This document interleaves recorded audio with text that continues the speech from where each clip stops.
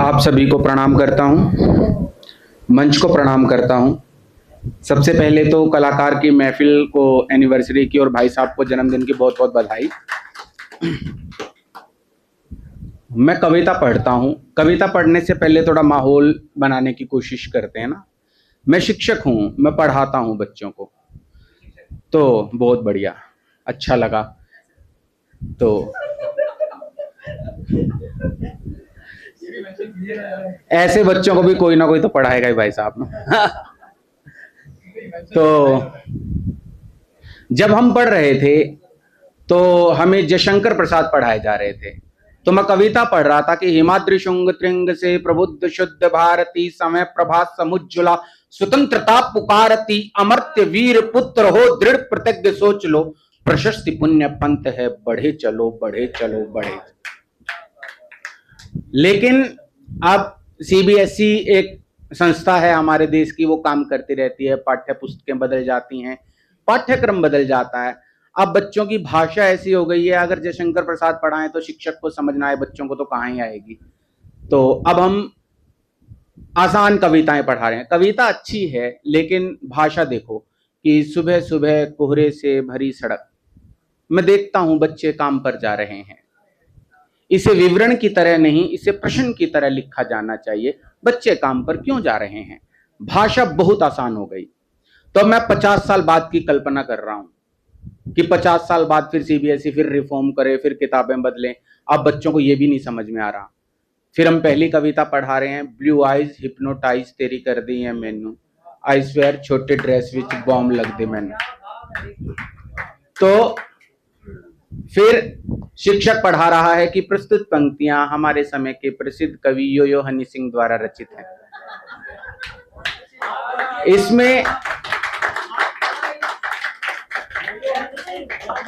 इसमें कवि अपनी प्रेमिका की सुंदरता का वर्णन करते हुए कहता है कि हे सुंदरी तुम्हारे नील नेत्र मुझे सम्मोहित कर रहे हैं।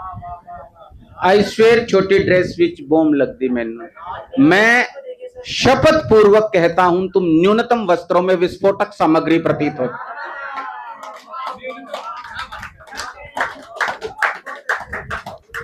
तो इस तरह से हो सकता है समय ऐसे ही चलता है। अभी कल कोकरोच जनता पार्टी का विरोध प्रदर्शन था यहां पर।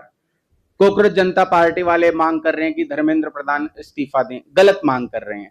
मंत्रियों से इस्तीफा मांगना इस सरकार में तो बेमानी सी बात है, ठीक है ना। ये मोटी चमड़ी वाले लोग हैं, तो उनको मांग ये करनी चाहिए कि जो ये पेपर करवाने का कॉन्ट्रैक्ट है एनटीए को ना दें, ये दें हगीज को और मैनी पोको पेंट को, क्योंकि ये ऐसी कंपनियां भाई बच्चों का सुसु नहीं लीक होने दे रही, तो पेपर कहां से लीक होगा। तो गलत चीजों के लिए एक मांग करते रहते हैं लोग, ऐसा नहीं करना चाहिए। मैं कविता पढ़ता हूं, अगर समय का अभाव नहीं होगा मैं 2 या 3 कविताएं पढ़ दूंगा जैसी आप अनुमति देंगे। कविता सुनिएगा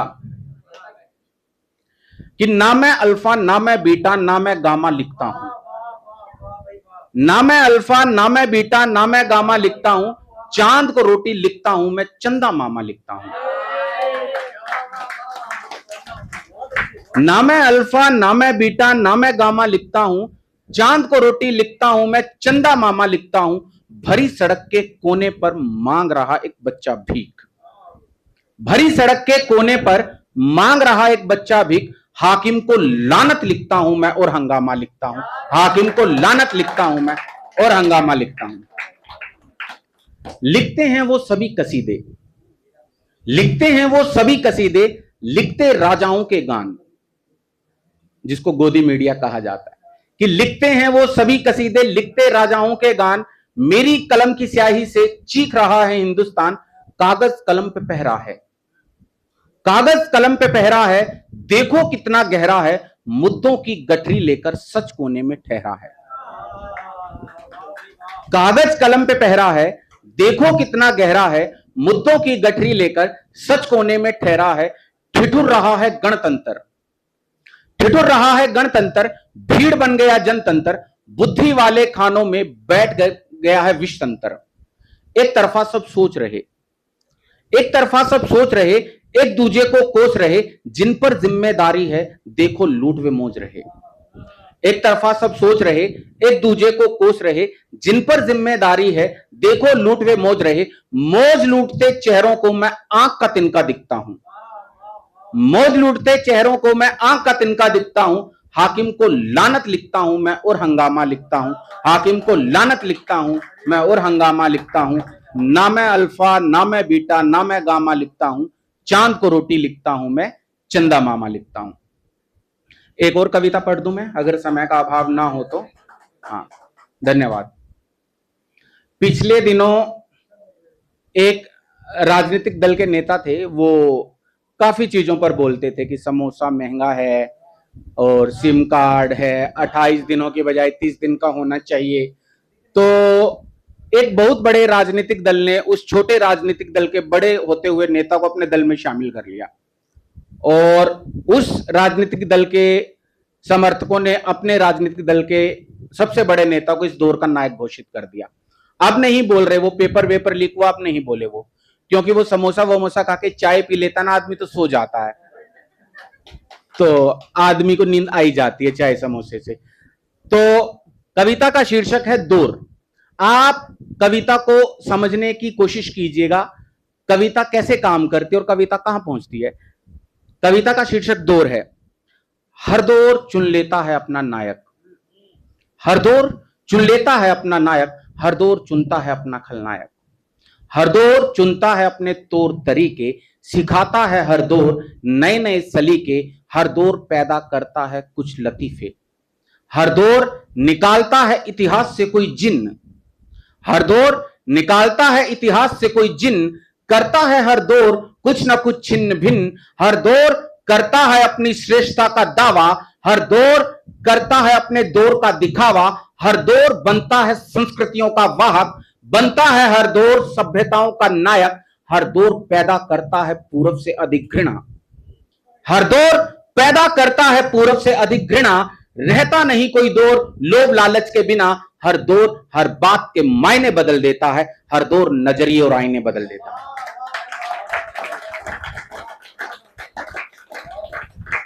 हर दौर हर बात के मायने बदल देता है, हर दौर नजरिए और आईने बदल देता है।